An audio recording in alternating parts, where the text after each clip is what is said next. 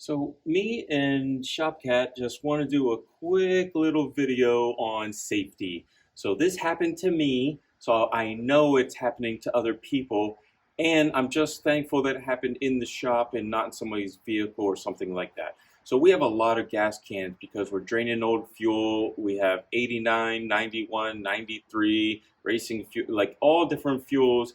Every different type of fuel needs a can, kerosene, everything. So I want you to notice something here. So some of these cans are nice and red and they haven't been out in the sun or baked, they're not old, and the plastic holds up pretty well. But when your can starts to get like this and it turns white or off colored, you see the sun never hits it up here, so it's red, but it's all white up here. This is so sun-baked, this plastic, that at any time that when you fill this with gas, the gas starts to try to evaporate because gas doesn't want to stay a liquid. So as it's trying to evaporate, it's building up pressure, and that's why you have these little valves here so you can release the pressure and get air into this while you're trying to bring it out. People will store their gas and then they never go like once a week or whatever and let a little of that air escape. And after time, it'll just pop a hole through this plastic.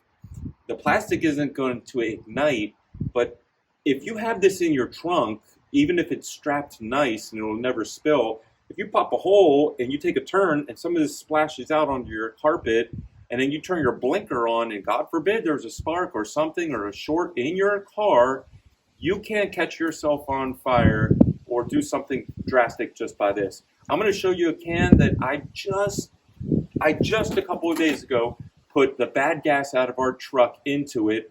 I put 5 gallons into the can and the can popped a hole, and the hole is popped outwards. So it's not like I popped it and it's inwards. Like you can see that the force came from outside, So here's the can. The can is white right here. So force is gonna go to the least resistance.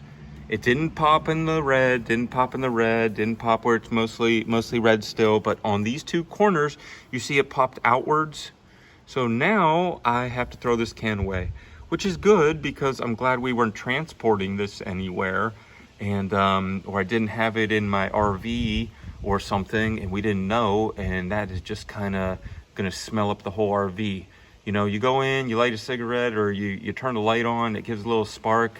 This can's been sitting in there, you don't really realize that there's gas smell because you were working on something, and that's it, pop, and you're dead. So please, if your can starts to get white, throw them away. I'm going through all of our cans and I'm throwing them away.